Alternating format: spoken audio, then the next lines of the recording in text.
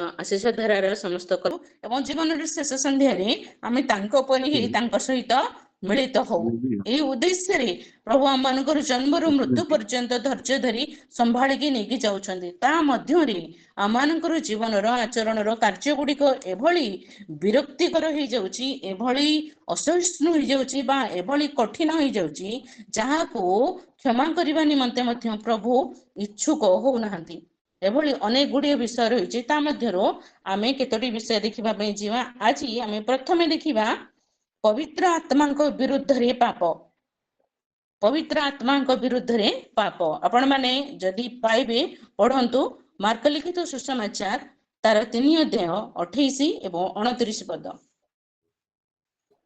Mark लिखित सुसमाचार 3 अध्याय तार 28 एवं 29 पद मु तुम माननको सत्य कहूछि समस्त लोक मानकर समस्त पाप और सेमाने जेते निंदा कथा कही ईश्वर निंदा करती से समस्त क्षमा करा जीवो किंतु जे कई पवित्र आत्मा विरुद्ध रे निंदा कथा कहे ताहार कौनसी काले ही क्षमा नहीं मात्र से अनंत पापरे दोषी अटे आमेन देखंतु एठी लेखा होछ अनंत पापरे दोषी अटे कौनसी काले ही क्षमा नहीं केते सुंदर 28 पदटी केते सुंदर लिखा जायछि मु तुम मानको सत्य कहूछि मनुष्य संतान मानकर समस्त पाप ओ सेमाने जेते निंदा कथा कही ईश्वर निंदा करंती जेते निंदा कहिकरी ईश्वरंकर से निंदा करि पारंती एवं जेते प्रकार पाप अछि समस्त पाप क्षमा करा जिवो प्रभु प्रस्तुत अछंती ईश्वर आपण जदि निंदा करुछंती ईश्वर को जदि अग्राह्य करुछंती बा ईश्वर को जदि जाणु नाहंती बा जानिबा परे मध्ये ग्रहण करू नाहंती से सब को से कोन करिवे क्षमा करि देबे जिते निंदा कथा कहंती आउ पुनी से कोन करंती जिते प्रकार समस्त पाप को से क्षमा करबा पई प्रस्तुत अटंती क्षमा करा जीव बोली कहिसंती श्योर क्षमा करि दिया जीव किंतु किंतु केतोटी केतोटी शब्द बाइबल रे व्यवहार करा जायछि आपण माने जेतेबेले व्यक्तिगत भाव रे बाइबल टिको अध्ययन करिवे सेतेबेले ई शब्द गुडी को प्रति टिके ध्यान देबे केतोटी शब्द लिखाइ छै किंतु लिखाइ थिबो अतएव लिखाइ थिबो आहा बोली लिखाइ थिबो आउ शेषरे बोली लिखाइ थिबो कारण बोली लिखाइ थिबो ए शब्द गुडा को प्रति टिके ध्यान देबे एटी काहे कि प्रभु एमती सब शब्द गुडा को व्यवहार करछन्ती बाइबल रे देखंतु एटी लिखाइ छै किंतु किंतु जे केही पवित्र आत्मा को विरुद्ध रे निंदा कहे निंदा कथा कहे ताहार कौनसी काले ही क्षमा नहीं मात्र से अनंत पापरे दोषी अटे पवित्र आत्मा को विरुद्ध रे कथा कहवा पवित्र आत्मा को निंदा करिबा पवित्र आत्मा को दुख देबा पवित्र आत्मा को नाम रे मिथ्या कहवा ए सबुर कौनसी काले ही क्षमा नहीं आजिकल मनुष्य मान देखु प्रचारक मान देखु कि सेवा करुवा लोक मान देखु बहुत बड़ बड़ प्रचारक मान देखु आराम से प्रभु मत यह कहले कहीकि करदे प्रभु मत एमती कहले पवित्र आत्मा ये समय यह कहते कहीदेवे टिके भय रखु टिके भय रखु आम कौन कौन कहीकि काम चलईदेबू मात्र यहाँ ईश्वर दृष्टि महापाप अटे देख लिखा कौन अनंत पाप अटे अनंत पाप ए पापर अंत नहीं शेष नहीं अनंत पापरे से दोषी ही जीवे बड़ बड़ प्रचारक मान देखते प्रचार करने समय कहीदेवी जो मैंने बेसी टी पवित्र आत्मा दिखाती से कौन करेंगे एमती एमती कथा मत पवित्र आत्मा ये समय कहते अमुक लोकर यह हम समुक लोकर से हम इत्यादि इत्यादि पवित्र आत्मा नाम कथा कहवा बेले सतर्क रुहतु पवित्र आत्मा नाम कथा कहवा बेले भय करंतु ए भय एवं सतर्कता आपण को बंचईदेव अनंत पापरु एटी कौन लिखा जाउची पवित्र आत्मा का विरुद्ध रे निंदा कथा कहे ताहार कौनसी काले ही क्षमा नहीं अक्षमणीय पाप एटा की करूची लोक माने करूचंती प्रभु को जानी थिबा लोक माने करूचंती पवित्र आत्मा का नाम रे कथा कहउथिबा लोक माने कहउचंती पर भाषा कहउथिबा लोक माने ही कहउचंती जो माने पवित्र आत्मा को नेकी व्यापार करूचंती बिजनेस करूचंती से माने ही कहउचंती प्रभु मंडली मध्य थिबा लोक माने ही कहउचंती बाहर लोकन विषय रे ए वाक्य लिखा जाई नहीं बाहर लोक माने तो ऑलरेडी पापर ही अछंती बाहर लोक माने तो प्रभु को स्वीकार करना पवित्र आत्मा को कोन स्वीकार करबे मंडली मध्य थिबा लोक, प्रभु को जानिथिबा लोक, पवित्र आत्मा को जानिथिबा लोक, पिता परमेश्वर को जानिथिबा लोक एवं प्रभु यीशु ख्रीष्ट को जानिथिबा लोक माने ही एमती पापरे पडुछंती जहां पाई काले काले क्षमा नहीं। ओ क्षमणीय पाप प्रभु आमान को अनुग्रह करंतु। पवित्र आत्मा को जिते आपण अधिक पाइबे सेते व्यक्तिगत जीवन रे, सेवा कार्य जीवन रे आपणकर उन्नति हो, आपण ऊर्ध्व को उठिबे, आपण सेवारे बढ़िबे, पवित्र आत्मा को सहित संपर्क रे बढ़िबे, प्रभु को सहित संपर्क रे बढ़िबे, जीवन रे आत्मिक जीवन रे वृद्धि पाइबा सहित अनंत काल निमंते ईश्वर सहित वास करबा निमंते मध्य सुजोग पाइबे। ए सब पाई पवित्र आत्मा साहाय्य करबा उद्देश्य रे अछंती, तो आमे तांको भूल बाटरे यूज करूछु, भूल बाटरे यूज करूछु। लेखा जाउची निंदा कहिबा, अनेक जगह लिखा है पवित्र आत्मा को दुख दबा, अनेक जगह लिखा है पवित्र आत्मा का नाम रे मिथ्या कथा कहबा। प्रभु मते यहाँ कहते बोली कहीदेवे लोक मैंने मिथ्या कहबा, ये सब गुड़िक अक्षमणीय पाप अटे। या पाई आपण परवर्ती समय जेते प्रार्थना कले, जेते क्षमा मागिले मध्य से सब पाई क्षमा मिलिब नाही।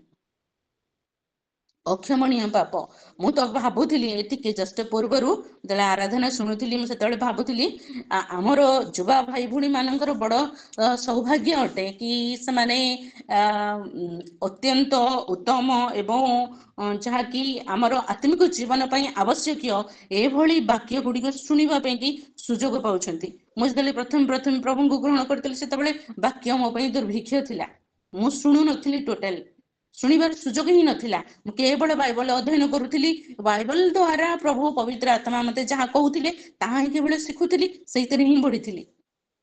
किंतु भाई भौणी मानकु प्रभु अनुग्रह करियछंती, दिन गुड़िकरे सेमाने अनेक वाक्य गुड़िक शुणिबार सुजोग पाउछंती। सतर्क हुंतु, ता द्वारा पवित्र जीवन काटंतु एवं ईश्वरंग ठारे वृद्धि पांतु। प्रभु आपण समस्त को बहुल भाव में आशीर्वाद करंतु। पवित्र आत्मा को दुख दिंतु नहीं, पवित्र आत्मा के नाम रे मिथ्या कहतु नहीं, पवित्र आत्मा को निंदा करंतु नहीं, किंबा कौनसी काले भी पवित्र आत्मा के नाम रे किछि कहिबा पूर्वरु यथेष्ट थर चिंता करंतु, सतर्क हुंतु एवं भयर सहित जदि निहात रे प्रभु आपण किछि कहिसंती कहिबा निमंते ताहाले कहंतु, नतुबा चुप रहंतु। नीरवता अनेक क्षेत्र रे आशीर्वाद आनी देव।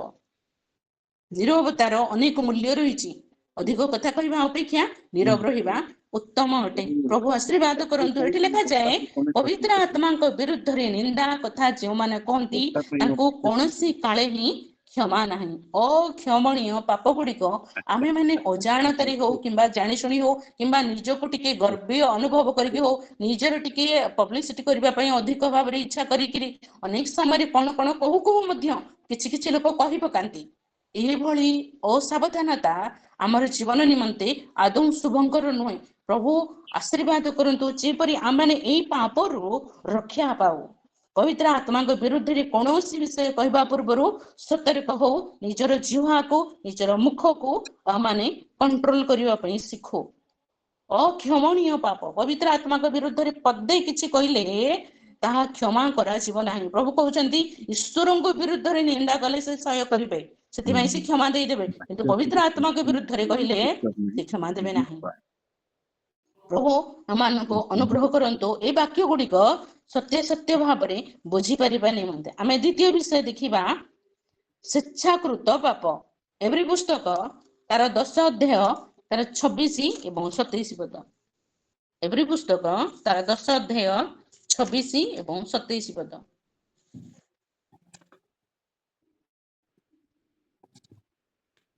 एठी लिखा जाउची, कारण सत्य ज्ञान लाभ करिबा परे जदि आम्भे माने स्वेच्छापूर्वक पाप करुथाउ तेबे पापार्थक बलि आ अवशिष्ट न थाए, बरं विचारर एक प्रकार भयंकर प्रतीक्षा और विपक्ष मानक ग्रासकारी अग्निर प्रचंडता अवशिष्ट थाए। देखंतु स्वेच्छाकृत पाप, स्वेच्छाकृत माने कोन? आमे प्रभु को जानिबा परे मध्य अनेक पापर स्वभाव हेतु आमानकर पापरे पड़ी जाउछु, किंबा अनेक पाप करिवार अभ्यास बा अनेक को पाप करिबा पई भल लागे, आमे काहे पाप छाड़ी पारुनो। ପାପ କାହିଁକି ଛାଡି ପାରୁନୁ? ଅନେକ ପାପ ରହିଛି ଯୋଉଟା ଆମକୁ କରିବା ପାଇଁ କି ଭଲ ଲାଗୁଛି, ଆମକୁ ଖୁସି ଲାଗେ ତା ଦ୍ଵାରା, ଆମ ଆନନ୍ଦିତ ଅନୁଭବ କରୁ ତା ଦ୍ଵାରା, କିମ୍ବା ଆମ ସମସ୍ୟାର ସମାଧାନ ହେଇଯିବ ବୋଲି ମନେ କରିକି ଆମେ କିଛି ପାପ କରିବା ପାଇଁ ସ୍ୱେଚ୍ଛାରେ ନିଜ ଇଚ୍ଛାରେ ଆଗଭର ହେଇକି ଚାଲି ଯାଉଛୁ। ଏଠି କଣ ଲେଖା ଯାଉଛି? କାରଣ ସତ୍ୟ ଜ୍ଞାନ ଲାଭ କରିବା ପରେ, ସତ୍ୟ କଣ ତାହା ଜାଣିଲା ପରେ, ଜ୍ଞାନ ପ୍ରଚୁର ପାଇବା ପରେ, ଜ୍ଞାନ ଲାଭ କରିବା ପରେ ଯଦି ଯଦି ଆମ୍ଭେମାନେ ସ୍ୱେଚ୍ଛାପୂର୍ବକ ପାପ କରୁଥାଉ, ତେବେ ପାପାର୍ଥକ ବଳି ଆଉ ଅବଶିଷ୍ଟ ନଥାଏ। ଏ ପାପାର୍ଥକ ବଳି କୋଉ ସମୟରେ ଉତ୍ସର୍ଗ କରାଯାଉଥିଲା? ପୁରାତନ ନିୟମରେ ଯଦି କୌଣସି ଲୋକ ଅଜାଣତରେ ପାପ କରିଦଉଥିଲା, ତାହେଲେ ତାର କ୍ଷମା ନିମନ୍ତେ ଏ ପାପାର୍ଥକ ବଳି ଉତ୍ସର୍ଗ କରାଯାଉଥିଲା। କିନ୍ତୁ ଆମ୍ଭେମାନେ ପ୍ରଭୁ ଯୀଶୁଖ୍ରୀଷ୍ଟଙ୍କୁ ଗ୍ରହଣ କରିବା ପରେ, ନୂତନ ନିୟମର ମଣ୍ଡଳୀର ଅଂଶ ହେବା ପରେ, ପ୍ରଭୁ ଯୀଶୁଖ୍ରୀଷ୍ଟ ଆମମାନଙ୍କ ନିମନ୍ତେ ଥରେ ସମସ୍ତଙ୍କ ନିମନ୍ତେ ପାପାର୍ଥକ ବଳି ଭାବରେ ଉତ୍ସର୍ଗୀକୃତ ହେଇ ସାରିଅଛନ୍ତି। ତେଣୁ ଆମ ନିମନ୍ତେ ଆଉ ପାପାର୍ଥକ ବଳିର ଆବଶ୍ୟକତା ନାହିଁ। ଏଇଭଳି କ୍ଷେତ୍ରରେ ଥିବା ସମୟରେ ଏଠି କଣ ଲେଖାଯାଉଛି? ପାପାର୍ଥକ ବଳି ଆଉ ଅବଶିଷ୍ଟ ନଥାଏ, ବରଂ ବିଚାରରେ ଏକ ପ୍ରକାର ଭୟଙ୍କର ପ୍ରତୀକ୍ଷା ଓ ବିପକ୍ଷ ମାନଙ୍କୁ ଗ୍ରାସକାରୀ ଅଗ୍ନିର ପ୍ରଚଣ୍ଡତା ଅବଶିଷ୍ଟ ଥାଏ। ବିଚାର ଅବଶିଷ୍ଟ ଥାଏ। ଦେଖନ୍ତୁ କେତେ ଜିନିଷ ଅବଶିଷ୍ଟ ଥାଏ। ପାପାର୍ଥକ ବଳି ଆଉ ଅବଶିଷ୍ଟ ନଥିବ, ମାତ୍ର ବିଚାର ଅବଶିଷ୍ଟ ଥିବ। ଆଉ ବିଚାରର ଭୟଙ୍କର ପ୍ରତୀକ୍ଷା, ଅପେକ୍ଷା, ଆପଣ ବିଚାର ପାଇଁ ମଧ୍ୟ ଅପେକ୍ଷା କରିବେ। ଅପେକ୍ଷା ଥିବ, ପ୍ରତୀକ୍ଷା ଥିବ। ବିପକ୍ଷ ମାନଙ୍କୁ ଗ୍ରାସକାରୀ ଅଗ୍ନିର ପ୍ରଚଣ୍ଡତା ଅବଶିଷ୍ଟ ଥିବ। ଗ୍ରାସକାରୀ ଅଗ୍ନି, ତାର ପ୍ରଚଣ୍ଡ ଅଗ୍ନି ସେଟା ଅପେକ୍ଷା କରୁଥିବ କାହାକୁ ଗ୍ରାସ କରିବା ନିମନ୍ତେ? ଯିଏ ସ୍ୱେଚ୍ଛାରେ ପାପ କରନ୍ତି, ନିଜ ଇଚ୍ଛାରେ ପାପ କରନ୍ତି, ଆଗ୍ରହରେ ପାପ କରନ୍ତି। ଅନେକ ପାପ ଆମମାନେ ଆଗ୍ରହର ସହିତ କରୁଥାଉ, ଆଗ୍ରହର ସହିତ କରୁଥାଉ। କାହିଁକି ମନୁଷ୍ୟ ଆଜି ପର୍ଯ୍ୟନ୍ତ ପାପକୁ ଛାଡି ପାରିଲେ ନାହିଁ? ପ୍ରଭୁ ଯୀଶୁଖ୍ରୀଷ୍ଟଙ୍କୁ ସତ୍ୟ ଜାଣିବା ପରେ ମଧ୍ୟ ମନୁଷ୍ୟ କାହିଁକି ପାପରେ ପଡୁଛି? କାହିଁକି ବାରମ୍ବାର ବାରମ୍ବାର ତା ଜୀବନରେ ପାପ ଆସୁଛି? ଶୈତାନ ଖୁସି ନାହିଁ ଆଜ୍ଞା ଆପଣଙ୍କୁ ମତେ ପାପରେ ପକେଇବା ପାଇଁ କି। ଶୈତାନ ଜାଣିଛି ଅଲରେଡି ଫେଲ ହେଇସାରିଛି। ସେ ପ୍ରଭୁ ଯୀଶୁଖ୍ରୀଷ୍ଟ ଯେତେବେଳେ କ୍ରୁଶରେ ଚଢିଲେ, ସେତେବେଳେ ହିଁ ଶୈତାନ ଫେଲ ହେଇସାରିଛି। ଶୈତାନ ଆପଣଙ୍କୁ ମତେ ପାପରେ ପକେଇବା ପାଇଁ ପ୍ରସ୍ତୁତ ହେଇକି ବସିନାହିଁ। ଆମେ ମାନେ ସ୍ୱେଚ୍ଛାରେ ଅନେକ ପାପ କରୁ, ନିଜ ଇଚ୍ଛାରେ, ଖୁସିରେ, ଆଗ୍ରହରେ। ଆଉ ଆମର ସମସ୍ୟାର ସମାଧାନ ହେଇଯିବ ଇତ୍ୟାଦି। କଣ ଗୋଟେ ବଡ ପୋଷ୍ଟ ପାଇବା ପାଇଁ କି ହେଲେ, ଆଉ ଆହୁରି ଅଧିକ ଆଗକୁ ବଢିବା ପାଇଁ ହେଲେ, ଆଉ ଅଧିକ କିଛି ପଇସା ପାଇବା ପାଇଁ ହେଲେ, ସୁବିଧା ସୁଯୋଗ ହାସଲ କରିବା ପାଇଁ ହେଲେ, ଆମେ ଅନେକ ପାପ ସ୍ୱେଚ୍ଛାରେ କରୁଥାଉ। ଏଇ ସ୍ୱେଚ୍ଛାକୃତ ପାପ ନିମନ୍ତେ ଆପଣଙ୍କୁ ମତେ କ୍ଷମା ମିଳିବ ନାହିଁ। ପ୍ରଚଣ୍ଡ ଅଗ୍ନି ଅପେକ୍ଷା କରିଛି, ବିଚାର ଅପେକ୍ଷା କରିଛି। ଆଉ ବିଚାରର ଶେଷରେ ନିଶ୍ଚିତରେ ଦଣ୍ଡ ବିଧାନ ହବ, ଆଉ ଦଣ୍ଡରୁ ରକ୍ଷା କରିବା ପାଇଁ କେହି ନଥିବ। ଆକୁଳ ନିବେଦନ କରିବା ସମୟରେ, କାନ୍ଦୁଥିବା ସମୟରେ, ଅନେକ ପ୍ରାର୍ଥନା କରୁଥିବା ସମୟରେ ମଧ୍ୟ ଏ ସବୁ ବେକାର ହେଇଯିବ। ପ୍ରଭୁ ଆମମାନଙ୍କୁ ଅନୁଗ୍ରହ କରନ୍ତୁ। ଏ ସ୍ୱେଚ୍ଛାକୃତ ପାପରୁ ଆମମାନେ କିପରି ରକ୍ଷା ପାଇବୁ, ସେଥି ନିମନ୍ତେ ଆମମାନେ ଯତ୍ନବାନ ହଉ। ଅକ୍ଷମଣୀୟ ପାପ, ସ୍ୱେଚ୍ଛାରେ ପାପ କରିବେ, ଆଗ୍ରହରେ ପାପ କରିବେ, ଅଜାଣତରେ ପାପ କରିଦେଲି ବୋଲି କହିଦେବେ, ଏସବୁ ବାହାନା ଚଳିବ ନାହିଁ। କ୍ଷମା କ୍ଷମା, ଯାହା କ୍ଷମା ନାହିଁ ତାହା ଅକ୍ଷମଣୀୟ। କ୍ଷମା ଥରେ ଦିଆଯାଇଛି, ସେ କ୍ଷମା ପାଇବା ପାଇଁ ଆପଣ ହକଦାର ଥିଲେ, ଆପଣଙ୍କୁ ମିଳିଗଲା। ଆ ପରେ ଯଦି ଆଉ କିଛି କରିଲେ, ଲେଖାଯାଉଛି କଣ? ସତ୍ୟ ଜ୍ଞାନ ଲାଭ କରିବା ପରେ, ସତ୍ୟ ଜ୍ଞାନକୁ ଲାଭ କରିବା ପରେ, ଜାଣିଲା ପରେ, ବୁଝିଲା ପରେ, ଶିଖିଲା ପରେ ମଧ୍ୟ ଯଦି ଆମମାନେ ଇଚ୍ଛା କରିକି ପାପରେ ପଡୁଛୁ, ତାହେଲେ ସେଥି ନିମନ୍ତେ ଆମମାନଙ୍କୁ କ୍ଷମା ନାହିଁ। ପ୍ରଭୁ ଆମମାନଙ୍କୁ ଅନୁଗ୍ରହ କରନ୍ତୁ ଏ ସମସ୍ତ ବିଷୟ ଗୁଡିକ ଧ୍ୟାନର ସହିତ ବୁଝିପାରିବା ନିମନ୍ତେ। ଆମେ ତୃତୀୟ ବିଷୟ ଦେଖିବା ପାଇଁ ଯିବା, ଧର୍ମ ଭ୍ରଷ୍ଟ ହେବା। ଧର୍ମ ଭ୍ରଷ୍ଟ ହେବା, ଆପଣ ଦେଖନ୍ତୁ ଏଭ୍ରି ପୁସ୍ତକ ତାର 6 ଅଧ୍ୟାୟ ତାର 4 ରୁ 8 ପଦ। ଏଭ୍ରି ପୁସ୍ତକ ତାର 6 ଅଧ୍ୟାୟ ତାର 4 ରୁ 8 ପଦ। କାରଣ ଯେଉଁମାନେ ଥରେ ଆଲୋକ ପ୍ରାପ୍ତ ହୋଇଅଛନ୍ତି, ସ୍ୱର୍ଗୀୟ ଧନର ଆସ୍ୱାଦ ପାଇଅଛନ୍ତି, ପବିତ୍ର ଆତ୍ମାଙ୍କର ସହଭାଗୀ ହୋଇଅଛନ୍ତି, ଈଶ୍ୱରଙ୍କ ଉତ୍ତମ ବାକ୍ୟ ଓ ଭାଗୀ ଯୁଗର ଶକ୍ତି ଆସ୍ୱାଦନ କରିଅଛନ୍ତି, ସେମାନେ ଯଦି ଧର୍ମଭ୍ରଷ୍ଟ ହୁଅନ୍ତି, ତାହେଲେ ମନ ପରିବର୍ତ୍ତନ ନିମନ୍ତେ ସେମାନଙ୍କୁ ପୁନର୍ବାର ନୂତନ କରାଇବା ଅସାଧ୍ୟ। ଯେଣୁ ସେମାନେ ଆପଣା ଆପଣା ବିନାଶ ନିମନ୍ତେ ଈଶ୍ୱରଙ୍କ ପୁତ୍ରଙ୍କୁ ପୁଣି କୃଷାର୍ପଣ କରି ପ୍ରକାଶ୍ୟରେ ତାହାକୁ ନିନ୍ଦାର ପାତ୍ର କରନ୍ତି। କାରଣ ଯେଉଁ ଭୂମି ଆପଣା ଉପରେ ବାରମ୍ବାର ପତିତ ବୃଷ୍ଟି ଜଳ ପାନ କରେ ଆଉ ସେମାନଙ୍କ ନିମନ୍ତେ ତାହା ଚାଷ କରାଯାଏ, ସେମାନଙ୍କର ଉପଯୋଗୀ ସାକାର୍ଦି ଉତ୍ପନ୍ନ କରେ, ତାହା ଈଶ୍ୱରଙ୍କ ଠାରୁ ଆଶୀର୍ବାଦ ପ୍ରାପ୍ତ ହୁଏ। କିନ୍ତୁ ତାହା ଯଦି କଣ୍ଟା ଓ ଅଗରା ଗଛ ଉତ୍ପନ୍ନ କରେ, ତେବେ ତାହା ଅଗ୍ରାହ୍ୟ ହୋଇ ଅବିଳମ୍ବେ ଶାପଗ୍ରସ୍ତ ହୁଏ, ପୁଣି ତାହାର ଚରମ ଦଶା ଅଗ୍ନିଦାହ। ଧନ୍ୟବାଦ। ଦେଖନ୍ତୁ କେତେ ସୁନ୍ଦର ଭାବରେ ବୁଝେଇକିରି ବାକ୍ୟାଂଶଟି ଲେଖାଯାଇଛି। କଣ ଲେଖାଗଲା ଚାରିପଦରେ? କାରଣ ଯେଉଁମାନେ ଥରେ ଆଲୋକ ପ୍ରାପ୍ତ ହେଲା ପରେ ଆଲୋକ ପ୍ରାପ୍ତ ହୋଇଅଛନ୍ତି, ସ୍ୱର୍ଗୀୟ ଦାନର ଆସ୍ୱାଦ ପାଇଅଛନ୍ତି, ସ୍ୱର୍ଗୀୟ ଦାନର ଆସ୍ୱାଦ ପାଇଅଛନ୍ତି, ପବିତ୍ର ଆତ୍ମାଙ୍କର ସହଭାଗୀ ହୋଇଅଛନ୍ତି, ପୁଣି ଉତ୍ତମ ଈଶ୍ୱରଙ୍କ ଉତ୍ତମ ବାକ୍ୟ ଓ ଭାବି ଯୁଗର ଶକ୍ତି ଆସ୍ୱାଦନ କରିଅଛନ୍ତି। ଭାବି ଯୁଗର ଶକ୍ତିକୁ ଆସ୍ୱାଦନ କରିଅଛନ୍ତି। ତା ମାନେ କଣ?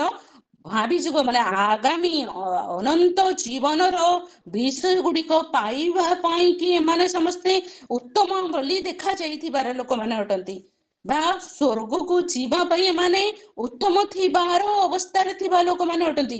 ଭାବି ଯୁଗର ଶକ୍ତିକୁ ଆସ୍ୱାଦନ କରିଛନ୍ତି, ମାନେ ଜାଣିଛନ୍ତି, ଚାଖିଛନ୍ତି, ବୁଝିଛନ୍ତି, ସବୁ ସତ୍ୟ ମଧ୍ୟ କଣ ଲେଖା ହେଇଛି?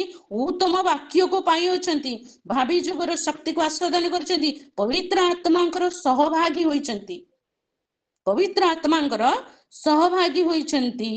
ଏଭଳି ଲୋକମାନେ, ସେମାନେ ଯଦି ଧର୍ମ ଭ୍ରଷ୍ଟ ହୁଅନ୍ତି, ସେମାନେ ଯଦି ଧର୍ମ ଭ୍ରଷ୍ଟ ହେଲେ, ତାହେଲେ କଣ କହିଲେ? ତାହା ହେଲେ ମନ ପରିବର୍ତ୍ତନ ନିମନ୍ତେ ସେମାନଙ୍କୁ ପୁନର୍ବାର ନୂତନ କରାଇବା ଅସାଧ୍ୟ। ଦେଖନ୍ତୁ, ଯଦି ଜଣେ ବ୍ୟକ୍ତି ତାର ଜୀବନର ଆରମ୍ଭରୁ ଅନେକ ପାପ କରି ଆସିଛି, କିନ୍ତୁ 20 ବର୍ଷ ବୟସରେ ସେ ଯଦି ପ୍ରଭୁ ଯୀଶୁ ଖ୍ରୀଷ୍ଟଙ୍କୁ ଗ୍ରହଣ କଲା, ପ୍ରଭୁ ତାର ସକଳ ପାପକୁ କ୍ଷମା କରିଦେଲେ, ତାକୁ ନୂତନ ଜୀବନ ଦେଲେ।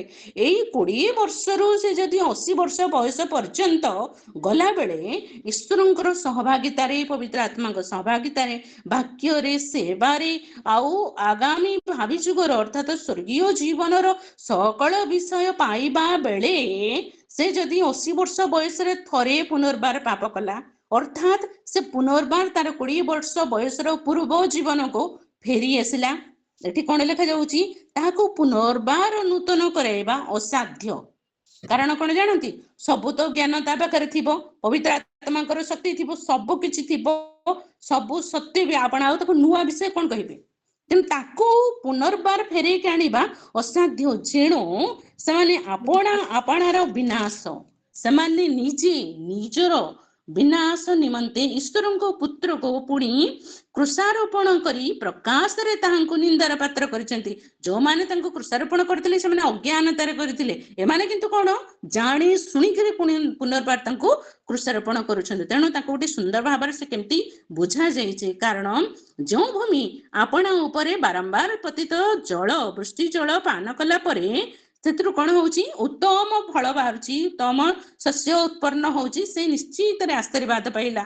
ଯେମିତି 20 ବର୍ଷରୁ 80 ବର୍ଷ ଭିତରେ ସେ ଅତ୍ୟନ୍ତ ଆଶୀର୍ବାଦର ପାତ୍ର ହେଇକରି ଆଶୀର୍ବାଦ ଗୁଡିକ ପାଇଥିଲା। କିନ୍ତୁ 8 ପଦ ଲେଖାଯାଉଛି, କିନ୍ତୁ ତାହା ଯଦି କଣ୍ଟା ଅଗରା ଗଛ ଉତ୍ପନ୍ନ କରେ, ଅନେକ ଥର ବୃଷ୍ଟି ଜଳ ଦିଆଗଲା, ଅନେକ ଜଳସେଚନ କରାଗଲା, ଆପଣଙ୍କ ହିସାବରେ ଆପଣ ପିଡ଼ିଆ ଦିଅନ୍ତୁ, ସାର ଦିଅନ୍ତୁ, ଯାହା କିଛି କରନ୍ତୁ, ସବୁ ସତ୍ତ୍ୱେ ମଧ୍ୟ ଯଦି ଜମିରୁ ଉତ୍ତମ ଭାବରେ ଗଛଟି ବୃଦ୍ଧି ପାଉନାହିଁ, ଆଉ ସେ ଗଛରେ ଫୁଲ ଫୁଟୁନାହିଁ, କିମ୍ବା ସେ ଗଛରେ ଫଳ ଫଳୁନାହିଁ, ଏଭଳି ହଉଛି, ତା ପରିବର୍ତ୍ତେ ସେ ଗଛ ଉତ୍ତମ ଭାବରେ ବୃଦ୍ଧି ପାଇବା ପରିବର୍ତ୍ତେ ସେ ଜାଗାରେ କଣ କହୁଛି? ଅଗରା ଗଛ ଉଠୁଛି, କଣ୍ଟା ଜାତୀୟ ଗଛ ଉଠୁଛି। ତାହେଲେ ଆପଣ ଆଉ ପୁନର୍ବାର ସେ ଜମିକୁ ଆହୁରି ଥରେ ସାର ଦେବେ କି? ପିଡ଼ିଆ ଦେବେ କି? ପାଣି ସେଚନ କରିବେ କି? ଯତ୍ନ ନେବେ କି? ଆହୁରି ପରିଶ୍ରମ କରିବେ କି? ସେ ଜମିରେ କରିବେ ନାହିଁ ନା। କଣ କରିବେ? ତାକୁ ଛାଡ଼ିଦେବେ। କେତେ ଦିନ ପର୍ଯ୍ୟନ୍ତ? ସେ ଗଛ ଶୁଖିବା ପର୍ଯ୍ୟନ୍ତ। ଆଉ ଶୁଖିଗଲା ପରେ ଆପଣ କଣ କରିବେ? ନିଜେ ନିଜେ ଘରୁ ଡିଏସିଲି ନେଇକି କେହି କହିବା ଦରକାର ନାହିଁ, ଆପଣା ଛାଇଁ ଆପଣ କଣ କରିବେ? ଯାଇକି ସେଥିରେ ଜଳେଇ ଦେବେ। ସେ କଣ୍ଟା ଗଛ ଗୁଡାକ ନିଜେ ନିଜେ ଜଳି ପୋଡିକି ଧ୍ୱଂସ ହେଇଯିବ। ଏଠି କଣ ଲେଖାଯାଉଛି? ଅଗ୍ରାହ୍ୟ ହୋଇ ସେ ଅବିଳମ୍ବେ ଶାପଗ୍ରସ୍ତ ହୋଇ ପୁଣି ତାହାର ଚରମ ଦଶା ଅଗ୍ନିଦାହ। ସେ ଜମିରେ ଆପଣ କଣ କଲେ? ଅଗ୍ନି ସଂଯୋଗ କରିଦେଲେ ଏବଂ ସବୁ ଗଛ ଗୁଡାକ ଅଗ୍ନିରେ ଜଳିଗଲା। ଓ କ୍ଷମଣୀୟ ପାପ! ए पाप पाई ताको क्षमा मिलिबा नाही। धर्म भ्रष्ट हेबा अक्षमणीय पाप।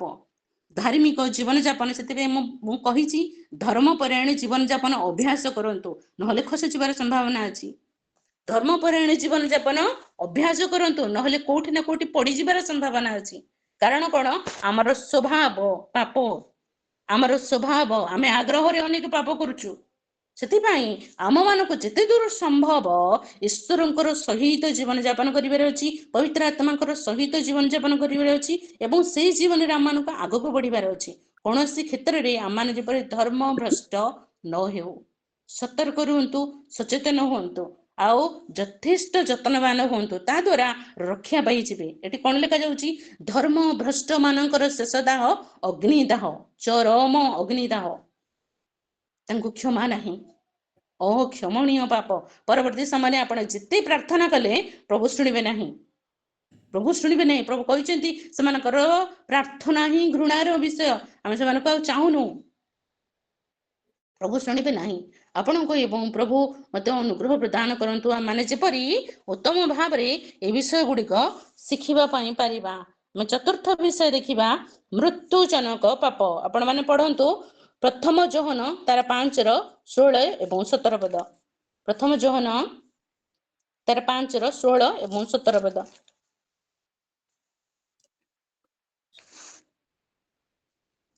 ଏଠି ଲେଖା ଯାଉଛି, କେହି ଯେବେ ଭାଇକୁ ପାପ କରୁଥିବା ଦେଖେ ଆଉ ସେହି ପାପ ମୃତ୍ୟୁଜନକ ହୋଇନଥାଏ, ତେବେ ସେ ପ୍ରାର୍ଥନା କରୁ ଆଉ ଈଶ୍ୱର ଯେଉଁପରି ମୃତ୍ୟୁଜନକ ପାପ ନ କରିଥିବା ଲୋକମାନଙ୍କୁ ଜୀବନ ଦାନ କରନ୍ତି, ସେହିପରି ତାହାକୁ ମଧ୍ୟ ଜୀବନ ଦାନ କରିବେ। ମୃତ୍ୟୁଜନକ ପାପ ଅଛି ସେଥିପାଇଁ ସେ ପ୍ରାର୍ଥନା କରୁ ବୋଲି ମୁଁ କହୁନାହିଁ। ସମସ୍ତ ଅଧର୍ମ ହିଁ ପାପ, କିନ୍ତୁ ଯାହା ମୃତ୍ୟୁଜନକ ନୁହେଁ ଏପରି ପାପ ଅଛି। ମୃତ୍ୟୁଜନକ ପାପ, ଏଭଳି ଅନେକ ପାପ ଅଛି ଯାହା ମୃତ୍ୟୁଜନକ ଅଟେ। ଯଦି ଆପଣଙ୍କ ଭାଇ ବୋଲି କହିଲେ ଏଠି ନିଜର ଭାଇ ବୋଲି ଆପଣ ବୁଝିପାରିବେ, କିନ୍ତୁ ମଣ୍ଡଳୀସ୍ଥ ଭାଇ ମାନଙ୍କୁ ବା ଭାଇ ବା ଭଉଣୀ ମାନଙ୍କୁ ଦର୍ଶାଉଛି। ଯଦି କୌଣସି ଭାଇ ପାପ କରୁଛି ବୋଲି ଆପଣ ଦେଖୁଛନ୍ତି, ଜାଣୁଛନ୍ତି ତା ଜୀବନରେ ସେ ତଳକୁ ତଳକୁ ଖସି ଯାଉଛି କିମ୍ବା ଅନେକ ଅପରାଧରେ ଜଡିତ ହେଇଯାଉଛି ବୋଲି ଆପଣ ପ୍ରାରମ୍ଭିକ ସୂଚନା ପାଇଲେ, ତାହେଲେ ତାକୁ ବଞ୍ଚେଇବା ନିମନ୍ତେ ତା ପାଇଁ ପ୍ରାର୍ଥନା କରନ୍ତୁ। ଆଉ ଯଦି ବି ଆପଣ ପ୍ରାର୍ଥନା କଲା ପରେ ମଧ୍ୟ ତାକୁ ସତର୍କ କରାଇଲା ପରେ ମଧ୍ୟ ଅନେକ ଲୋକଙ୍କ ଦ୍ୱାରା ଅନୁଯୋଗ କରାଇଲା ପରେ ମଧ୍ୟ ସେ ସୁଧୁରୁ ନାହିଁ, ତାହେଲେ ତାକୁ ଛାଡି ଦିଅନ୍ତୁ। ଏଠି କଣ ଲେଖାଯାଉଛି? ସେ ଯଦି ସୁଧୁରି ଗଲା, ଫେରି ଆସିଲା, ଅନ୍ୟ ଲୋକମାନେ ଯେପରି ଜୀବନ ପାଉଛନ୍ତି ତାଙ୍କୁ ମଧ୍ୟ ପରମେଶ୍ୱର ଜୀବନ ଦାନ କରିବେ। ମାତ୍ର ଯଦି ସେ ଫେରିଲା ନାହିଁ, ତାହେଲେ ସେ କଣ କହୁଛି? ମୃତ୍ୟୁଜନକ ପାପରେ ସେ ପତିତ ହେଇଯିବ। ଏଇ ମୃତ୍ୟୁଜନକ ପାପ କିପରି ଭାବରେ ଅଛି ଆପଣ ଟିକେ ପଢନ୍ତୁ, ଜିର୍ମିୟା ପୁସ୍ତକ ତାର 14 ଅଧ୍ୟାୟ ତାର 11 ଏବଂ 12 ପଦ। ଜିର୍ମିୟା ତାର 14 ଅଧ୍ୟାୟ ତାର 11 ଏବଂ 12 ପଦ।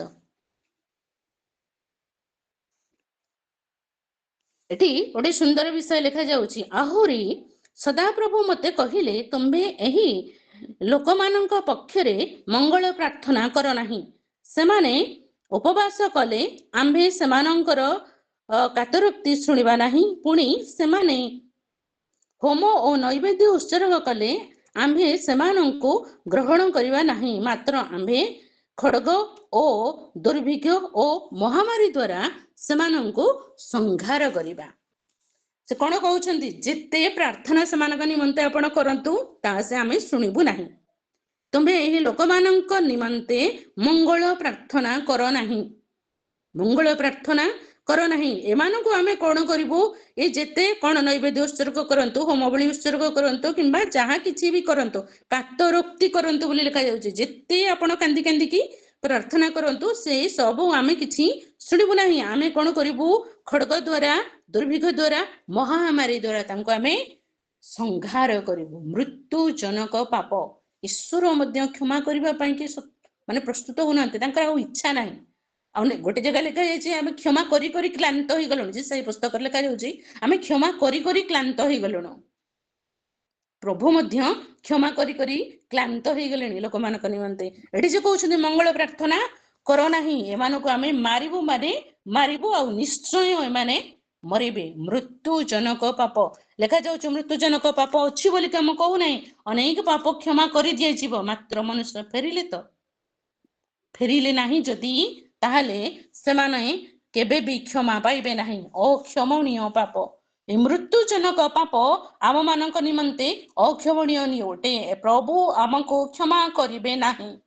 ସେଥିପାଇଁ ପ୍ରାର୍ଥନା କରିବା ସମୟରେ ମଧ୍ୟ ଆପଣ ଏବଂ ମୁଁ ଟିକେ ସତର୍କ ହେଇକି ପ୍ରାର୍ଥନା କରିବାର ଅଛି। ଆମେ କାହା ନିମନ୍ତେ ପ୍ରାର୍ଥନା କରିବା, କେମିତି ପ୍ରାର୍ଥନା କରିବା, କୋଉ ବିଷୟ ନିମନ୍ତେ ପ୍ରାର୍ଥନା କରିବା। ଲୋକମାନଙ୍କୁ ଅନୁଯୋଗ କଲା ପରେ ମଧ୍ୟ ଯଦି ସେମାନେ ସୁଧୁରୁ ନାହାନ୍ତି, ତାହେଲେ ସେମାନଙ୍କ ନିମନ୍ତେ ପ୍ରାର୍ଥନା କରିବା ମଧ୍ୟ ବନ୍ଦ କରିଦେବାର ଆବଶ୍ୟକତା ଅଛି।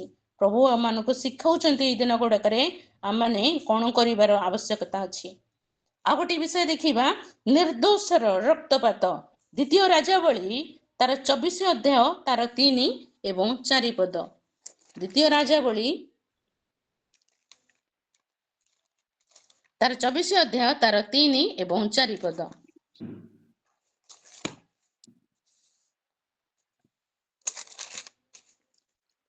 ଏଠି ଲେଖା ଯାଉଛି, ପ୍ରକୃତରେ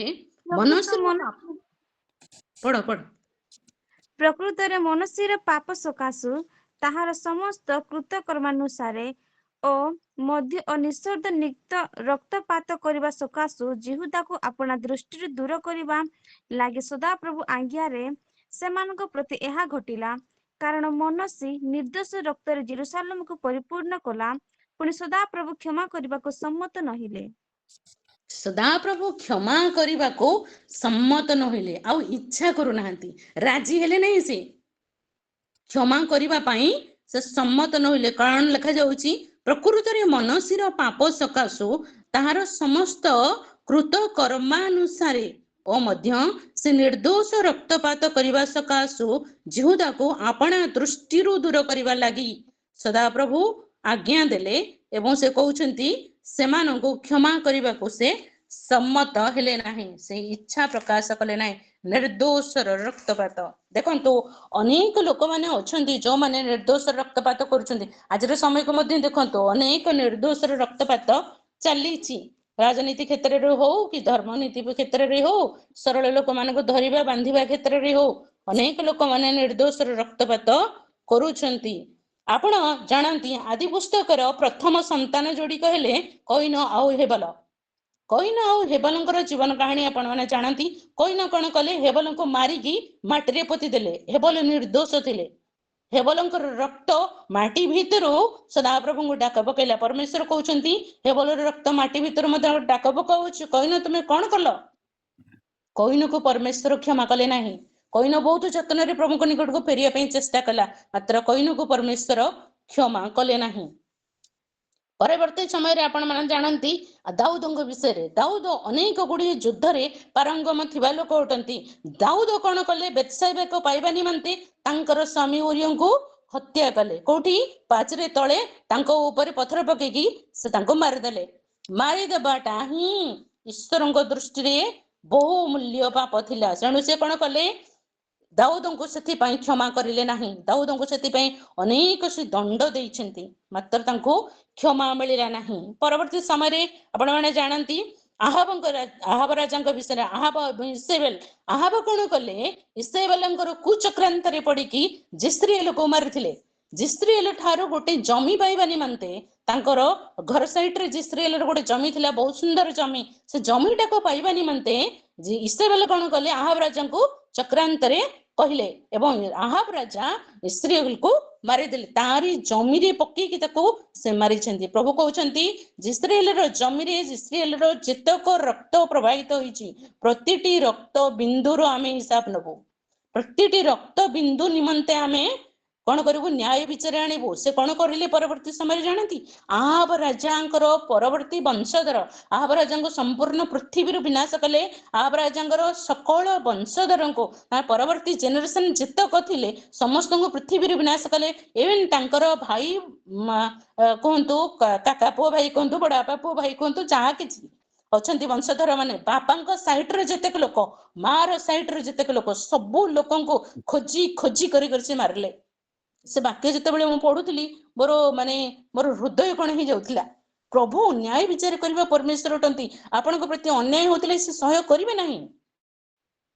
जिस्रेलर प्रतिटी रक्त बिंदुर हिसाब नवा ईश्वर अटंती से केबे भी क्षमा करले नहीं साहबଙ୍କୁ क्षमा कले नहीं कि इसेबेल को क्षमा कले नहीं कि तांकर परवर्ती वंशधर काहाक भी से क्षमा कले नहीं दाऊद राजाଙ୍କ उरिया सकाशे से क्षमा कले नहीं कोइनको मध्य से क्षमा कले नहीं आपण कहबो मते से क्षमा करिवे नहीं अक्षमणीय पापरु आमर हस्त एवं मुख आमर जीवन आमर शरीर रक्षा पाऊ प्रभु आमको अनुग्रह प्रदान करंतु आमने जेपरी ए अक्षमणीय पापरु रक्षा पाइबा पई परिबा आमनको शिखिबार अछि अनेक विषय आमनको जानिबार अछि अनेक विषय आमनको आहुरी बढ़िबार अछि प्रभुଙ୍କ ठारे अनेक विषय रे प्रभु आमनको अनुग्रह प्रदान करंतु आमर समय हो जाइछि तेणु आ बाकी विषय को रखि दउछि परवर्ती समय रे केते सुযোଗ मिलिबो ताले आमने कहिबा पई जिबा तेबे गोटे कथा कहबी अक्षमणीय पाप आम मानक क्षमारु वंचित करिबो एई पाप गुड़िक आम जीवन स्वभावतः आसी जाए क्रोध हेतु आसी जाए किंबा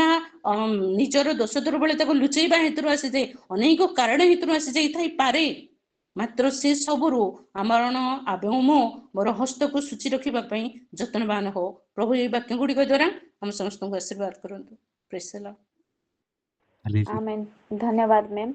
आज हमको आत्मिक आहार जहाँ प्रयोजन दरकार थिला प्रभु आपण कथा कही प्रभु को धन्यवाद दिए आम समस्त को आज आत्मिक आहार उत्तम भाव परितृप्त कर धन्यवाद दिए एवं सदा सर्वदा आपणकर सेवा कार्य निमंते प्रभु व्यवहार करंतु एवं अधिक रु अधिक एपरी प्रभु साहाय्य करंतु। एवं आम मान मध्य विनय सार अच्छा तांके किछि परामर्श देवे। Praise the Lord. जेतले रजनी भूमि कहती से प्रति मेसेज गुराक एक से बढ़कर एक एते गभीरता भीतर को से जानती जोटा कि आम मानकर